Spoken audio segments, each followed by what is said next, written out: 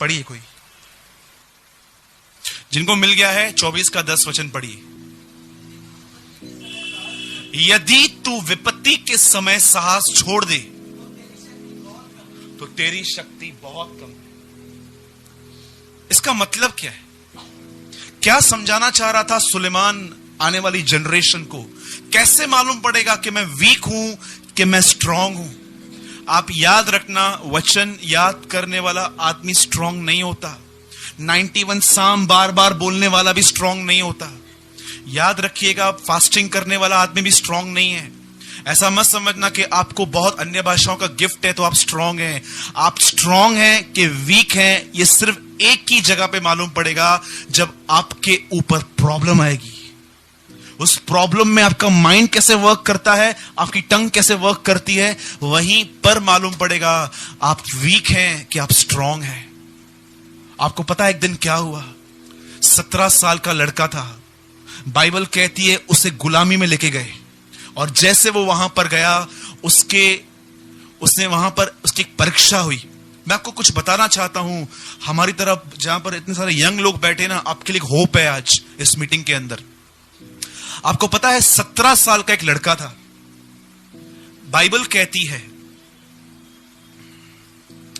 17 साल का एक लड़का था। बाइबल कहती है उसे गुलामी में लेके गए, और जैसे वो वहां पर गया, आप जानते हो उस लड़के को एक जॉब मिला, एक नौकरी मिली करने के लिए।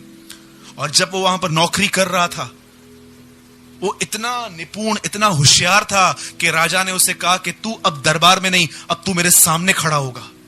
और जब वो सामने खड़ा हुआ, एक दिन ऐसा आया, लोग उससे जलने लगे बहुत। आपको पता है अगर आपसे कोई जल रहा है तो एक्चुअली आपके लिए खुशी की बात है। कितने लोग ये बात जानते हैं?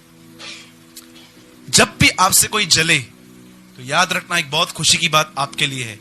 कोई तो है जो आपको अच्छा समझता है, आपसे बेटर समझता है। कहां पर जलन आती है? जब हम ये महसूस करते हैं कि ये मुझसे अच्छा काम कर रहा है। कोई तो है जो आपके काम को अप्रिशिएट कर रहा है। इसको बोलते हैं जेलसी। और जब उस लड़के को पकड़ के उस देश में डाला गया और वहां पर राजा ने उसको कहा कि तू मेरे सामने खड़ा होगा, तब वहां पर लोग उससे बहुत जलने लगे। कभी भी आप ये महसूस करो ना कि आपसे कोई जलता है, कभी उनकी हानि मत करना। परमेश्वर से प्रार्थना करना कि प्रभु जो मैं अपने लिए मांगता हूं ना, इसको देना। मैं आपको बोलता हूं आपका प्रमोशन हो जाएगा, क्योंकि परमेश्वर कई बार आपके जीवन में कुछ ऐसे लोगों को भेजेगा जो आपको पहचानने में आपकी मदद करेंगे। आपको पहचानने में आपकी मदद करेंगे वो। सोचो अगर आपके सामने कोई आता ही नहीं तो आपको कैसे मालूम पड़ता कि आपके अंदर कचरा है? सोचो। परमेश्वर का धन्यवाद करो ऐसे लोगों के लिए जो आपको मिरर दिखाते हैं कि तू ऐसा है। ये हेल्प करते हैं कि देख एक बीमारी और है, और आप प्रभु के पास जाते हो। यीशु ने कहा वैद्य भले चंगों के लिए नहीं परंतु बीमारों के लिए है। सोचो अगर आपके पास कैंसर है और आपका डॉक्टर आपको सर पे हाथ रख के बोलता है नहीं नहीं बेटा कुछ नहीं है, तेरे को बुखार है, क्या वो आपका दोस्त है? मैं आपको बोलता हूं आपका दुश्मन है, कि कैंसर को भी वो बुखार दिखाता है। कोई होप बचेगी हमारे लिए? उसके बाद जानते हैं क्या हुआ? जब लोगों ने देखा कि वो इतना बेहतरीन काम करता है, तब उसके नाम से एक लेटर निकाला गया। जानते किस चीज को लेके? उन लोगों ने उसकी सिर्फ एक ही बात पकड़ी कि ये अपने परमेश्वर को छोड़ किसी चीज के सामने नहीं झुकता। और उसके नाम पे एक फतवा निकला। राजा के पास गए और राजा को देखो कैसे उन लोगों ने अटकाया। राजा हम बहुत खुश हैं तेरे राज्य में, एक काम करना, हम लोग चाहते हैं हम 30 दिन तक तेरे पास आते रहें और तेरे सामने झुकते रहें। राजा ने कहा डन। और ये बात दानियल को भी माननी पड़ेगी। और जैसे दानियल के नाम पे फतवा निकला, जानते हैं दानियल परेशान नहीं हुआ, दानियल डिस्टर्ब नहीं हुआ। आज हम कितना जल्दी डिस्टर्ब और परेशान होते हैं, वो नहीं हुआ। जानते हैं उसने क्या किया? वो अपने पहले फ्लोर पे गया और ये खिड़कियां जैसे मेरे घर की ओर खुली है, 3 नंबर की ओर एक खिड़की थी उसके यहां पर, वहां पर बैठा और वहां से यरूशलेम की ओर देखकर जानते हैं उसने प्रार्थना की। और जब वो प्रार्थना कर रहा था, लोगों ने उसे पकड़ा और राजा के पास ले गए और राजा से कहा राजा देख एक आदमी ने लॉ तोड़ा है, ही ब्रेक द लॉ। राजा ने कहा ठीक है इसे खत्म कर दो। और राजा लेकिन चाहता नहीं था कि वो मरे। मैं यीशु मसीह के नाम से आपसे कहता हूं, किसको आप अपना दुश्मन समझते हैं? मैं आपको बताऊं, परमेश्वर के साथ चलिए, आपके दुश्मन भी एक दिन आपके दोस्त बनेंगे। बाइबल कहती है जिसका चलन यहोवा को अच्छा लगता है, यहोवा उसके शत्रुओं से भी उसका मेल करवा देता है। Do you know this word? और बाइबल कहती है उन लोगों ने उसे पकड़ा, और राजा जानते हैं क्या चाहता था? कि वो न जाए। कितनी बड़ी बात है, राजा समय चाहते थे कि वो न मरे, और लोगों ने उसे पकड़ के डाल दिया अंदर। और अगले दिन जब उसकी हड्डियां देखने के लिए वहां पर गए लोग, वहां पर कोई नहीं था, न हड्डी थी न कुछ था। बाइबल कहती है दानियल शेरों के ऊपर सोया हुआ था, और उनको कहता है हे राजा, तू चिरंजीव रहे, तू महान रहे, तेरा राज्य युगानुयुग होता रहे। कितनी बड़ी बात है, एक आदमी ने उसको मारने के लिए साइन दी, दानियल उसका आदर कर रहा था। He respect his enemies। मुझे कई लोग कहते हैं ब्रदर, परमेश्वर ने मुझे बहुत बदला है, परमेश्वर ने मुझे बहुत चेंज किया है। मैं बोलता हूं यस, मैं मानता हूं, लेकिन जिस दिन आपको अपने सताने वालों से प्यार हो जाएगा ना, मैं उसे समझ जाऊंगा सच्ची में परमेश्वर ने आपके अंदर काम चालू किया है। वो लोग जो आपको परेशान करते हैं, इरिटेट करते हैं ना, जिस दिन आपको उनसे प्यार हो गया, मैं आपको कहूंगा परमेश्वर ने आपके अंदर काम चालू किया है। और जानते हैं जब वो वहां पर गया तब वो क्या लिखा है? वहां पर एक वचन लिखा है। दानियल कहता है परमेश्वर को, सॉरी उस राजा को, कि मेरे परमेश्वर ने तेरे शेरों का मुंह बंद किया है। किसने बंद किया? मैं आपसे एक बात पूछता हूं, परमेश्वर ने दानियल का साथ क्यों दिया? क्या बात थी उसके अंदर? हाँ, टेल मी।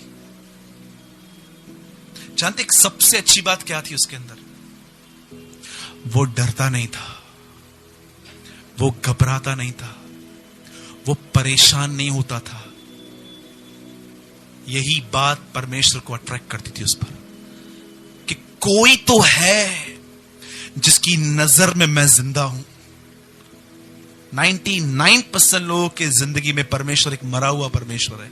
मुझे एक बात बताइए, जब हम अपने बच्चों को स्कूल भेजते हैं, आजकल देखिए स्कूल्स कितने महंगे हो गए हैं, कॉन्वेंट स्कूल कितने महंगे हैं, डोनेशन देना पड़ता है, ये देना पड़ता है, वो देना पड़ता है, तब जाके हमारे बच्चे वहां तक पहुंचते हैं। लेकिन आपको पता है हमारे बच्चों ने पढ़ाई की है कि नहीं की है, ये कैसे मालूम पड़ता है? हम हर दिन तो उनके बुक्स चेक नहीं करते, लेकिन एक टाइम आता है जब उनके एग्जाम्स आते हैं, और जब वो एग्जाम्स देके आते हैं और जब रिजल्ट आती है तब हमें मालूम पड़ता है कि हाँ इसने किया था। लेकिन आप में से कितने मां बाप खुश होंगे कि आपका बच्चा दिन रात पढ़े लेकिन एग्जाम में 0 लेकर आए? बताइए।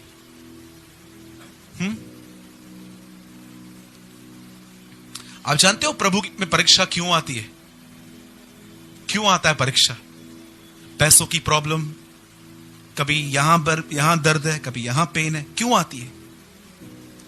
बताइए।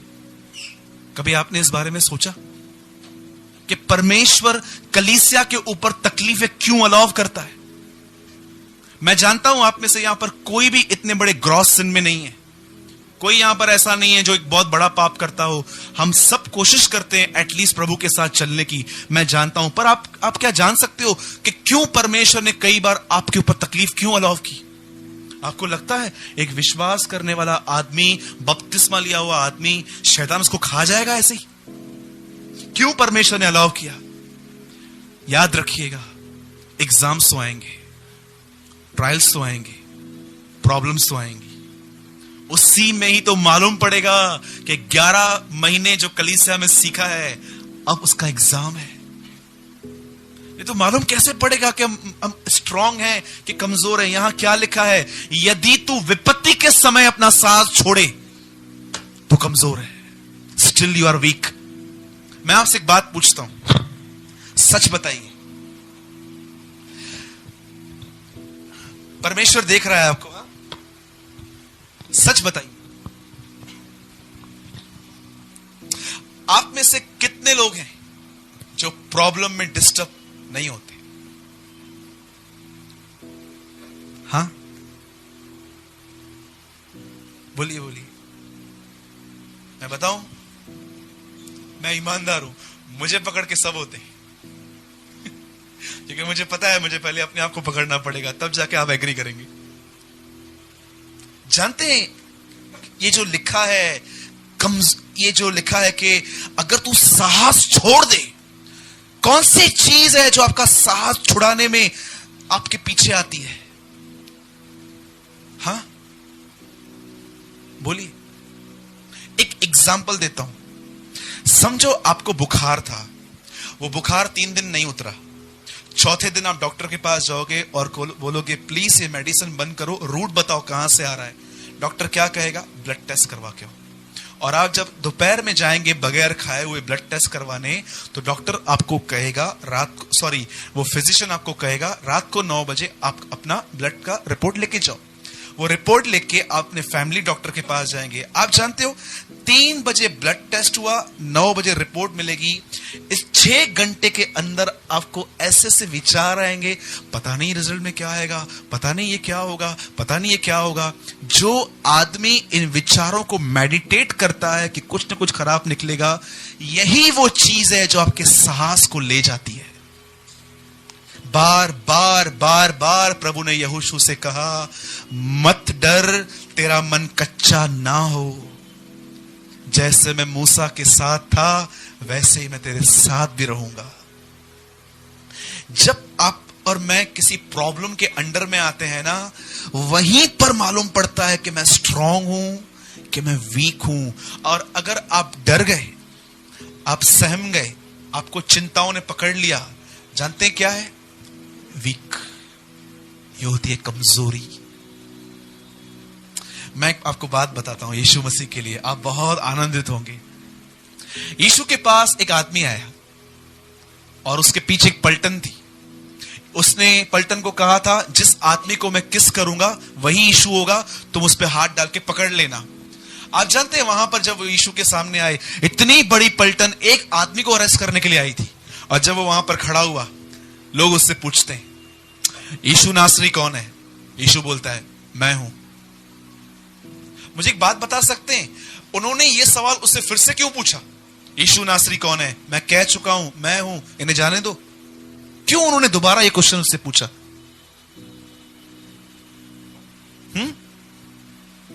क्या उन्होंने यीशु को कभी देखा नहीं था? बोलिए बोलिए बोलिए। एक थॉट नहीं था यीशु के अंदर, जो क्या करेंगे ये? मैं हूं, जो करना है करो। He knows his heavenly father. वो अपने पिता को जानता था। जो लोग परमेश्वर को जानते हैं, उनके अंदर एक क्वालिटी होती है, उनके अंदर वो प्रॉब्लम से नहीं डरते। जानते हैं दानियल क्यों चुपचाप से चला गया? दानियल जानता था वो सिंहासन पर बैठा है। मैं आपसे कहता हूं, क्यों डरते हैं? क्यों भविष्य की चिंता करते हैं? वो मर गया है क्या? तुमको क्या लगता है आज तक तुम्हें कौन चलाता आया है? तुमने खुद को चलाया है क्या? जिस परमेश्वर ने आपका इतना साथ दिया है, क्या वो आपको आगे नहीं देगा? क्या वो आपको आगे नहीं संभालेगा? हां जी, मैं एक जीनियन क्वेश्चन पूछ रहा हूं आपसे। कितने लोग हैं जो प्रॉब्लम में बोल्डली खड़े होते हैं कि ये लैंग्वेज यूज करते हैं, पता नहीं क्या होगा, अल्लाह छा थींदो। बोलिए। समटाइम्स ऐसा भी हो सकता है आपके लाइफ में कि आप रिएक्ट कर रहे हो कि मैं खुश हूं, लेकिन आप अंदर से जानते हो कि एक्चुअली आप परेशान हो, आप फ्रस्ट्रेट हो। परमेश्वर जानता है। एक आखिरी बात बता के मैं फिनिश कर रहा हूं। सब बाइबल बंद कीजिए। मैं चाहता हूं, अगर आप इस कमजोरी से बाहर निकलना चाहते हैं ना, कि मैं तकलीफ में प्रभु पर विश्वास नहीं कर पाता, तो मैं आपको एक की देता हूं आज। आप बाइबल बंद कीजिए, क्योंकि मैं चाहता हूं कि आप इसे बहुत कंसंट्रेशन के साथ सुनिए कि कैसे एक आदमी प्रॉब्लम में परमेश्वर पर विश्वास करना सीखता है। एक दिन आया, एक आदमी था, उसके बच्चे में दुष्ट आत्मा थी। और वो आदमी यीशु मसीह के सामने, उसके चेलों के सामने गया, और जानते वो क्या कहता है? उसके चेलों को कहता है, मेरे बेटे में दुष्ट आत्मा है, प्रॉब्लम है उसमें। कई बार वो दुष्ट आत्मा उसे पानी में फेंकती है, कई बार आग में फेंकती है। मतलब सुसाइड करने के थॉट्स टोटली दुष्ट आत्मा के हैं, इंसान के नहीं है। और जानते हैं वहां पर क्या हुआ? यीशु के चेलों ने उसको खड़ा किया, पता नहीं पहले क्या किया, गीत गाया, अन्य भाषाओं में बातें की, कुछ समझ में नहीं आया, लेकिन इतना लिखा है कि वो दुष्ट आत्मा नहीं निकाल पाए। और जानते हैं उसके बेटे के अंदर स्टिल दुष्ट आत्मा थी, और सामने से यीशु आ रहा था। ये आदमी भाग के यीशु के पास जाता है, जाके कहता है, प्रभु आपके चेले नहीं निकाल पाए। यीशु ने कहा, उसे यहां लाओ। और यीशु ने उससे कहा, इसमें से निकल अशुद्ध आत्मा, और लिखा है वो उसमें से निकल गई। ये देखने के बाद यीशु के चेले उससे पूछते हैं, प्रभु हम क्यों नहीं निकाल पाए?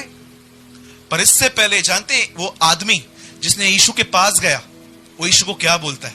प्रभु मैं आपके चेलों के पास लेके गया, वो उसको ठीक नहीं कर पाए, पर अगर आप कुछ उपकार करके कर सको तो हमारे लिए कर दो। यीशु उसको बोलता है, उपकार की क्या बात है? विश्वास करने वाले के लिए सब कुछ हो सकता है। उसके बाद वो आदमी एक बात कहता है, प्रभु मैं विश्वास करता हूं, पर मेरे अविश्वास का भी तो उपाय कर। मुझे एक बात तो बताइए, ये कैसा वाक्य है? मैं विश्वास करता हूं पर मेरे अविश्वास का भी उपाय कर। कोई खोल सकता है इस वचन को? इसका अर्थ क्या है? मैं विश्वास करता हूं परंतु मेरे अविश्वास का भी उपाय कर, इसका मतलब क्या है? मैं आज की जनरेशन के लिए इस वर्ड को इस तरह ट्रांसलेट करता हूं, प्रभु कलीसिया में तो विश्वास करता हूं, बाहर भी करने में मदद करना। Did you understand? प्रभु मैं जानता हूं तू उसको निकाल सकता है, लेकिन यह विश्वास मुझे हमेशा रहने दे। आपको पता है विश्वास एक स्मार्टनेस से लाई गई चीज नहीं है। प्रभु यीशु मसीह पतरस को कहते हैं, यह पिता की तरफ से प्रकट हुआ है कि मैं उसका बेटा हूं। विश्वास परमेश्वर का दिया हुआ एक दान है। पतरस कहता है हम सबों को वो बहुमूल्य दान मिला है। जब भी आप ये देखते हैं ना कि आप विश्वास नहीं कर पा रहे हैं, प्रभु से विश्वास मांगने के लिए भी जाइए। प्रभु मैं विश्वास करता हूं कि तू परमेश्वर है, पर मैं इस तकलीफ में तेरे द्वारा सुरक्षित रहूंगा, मुझे इस बात का भी विश्वास दे। बोलो जय मसीह की। कितने लोग प्रभु के पास विश्वास मांगने भी जाते हैं? बोलिए। आपने सुना होगा विश्वास नहीं होगा तो काम नहीं होगा। मैं आपसे कहता हूं छोड़ दो, विश्वास मांगने के लिए भी उसके पास चले जाओ। प्रभु मैं ये विश्वास नहीं कर पा रहा हूं, मुझे विश्वास दे। बाइबल कहती है हर उत्तम दान, हर अच्छी वस्तु ऊपर से आती है, स्वर्गीय पिता की ओर से। ये वो नहीं है कि हम बैठेंगे और अपने आप को समझाएंगे, हे कहते हैं प्रभु ये किया है, ये किया है। प्रभु मैं प्रार्थना करता हूं आपने बहुत कुछ किया है। प्रभु बोलेगा स्टॉप इट। आपको पता है, शायद आप शॉक्ड होते हैं ये बात सुन के, शरीर की कोई बात स्वर्ग ग्रहण नहीं करता, नेवर। इसलिए यीशु कहता है एक जगह पर, जब तक ऊपर से न दिया जाए कोई नहीं पा सकता। मैं आपसे पूछता हूं, अगर आप इस बात को महसूस करते हो कि ब्रदर आप बिल्कुल सही कह रहे हो, मैं यहां पर बहुत अच्छा हूं, लेकिन यहां से जाने के बाद मुझे सच्ची में विश्वास करने में तकलीफ होती है, मेरा मन कच्चा हो जाता है, मैं दब जाता हूं, परेशान हो जाता हूं, फिर क्या होता है मेरी फ्रस्ट्रेशन लोगों पे निकल जाती है। अगर आप ऐसे हैं, मैं आपको एक चाबी देता हूं, बिल्कुल मत डरिए, प्रभु आपसे प्यार करते हैं। सिर्फ एक काम कीजिए, विश्वास मांगने के लिए भी उसके पास चले जाइए और कहिए प्रभु मुझे विश्वास दे। मांगेंगे। क्या कहा इस आदमी ने? मैं विश्वास करता हूं पर मेरे अविश्वास का भी तो उपाय कर। मुझे बता सकते हैं यहोवा यिरे ये नाम परमेश्वर का किसने रखा? यहोवा जायरा, हिब्रू नेम है ना ये। यहोवा यिरे किसने रखा? हाँ,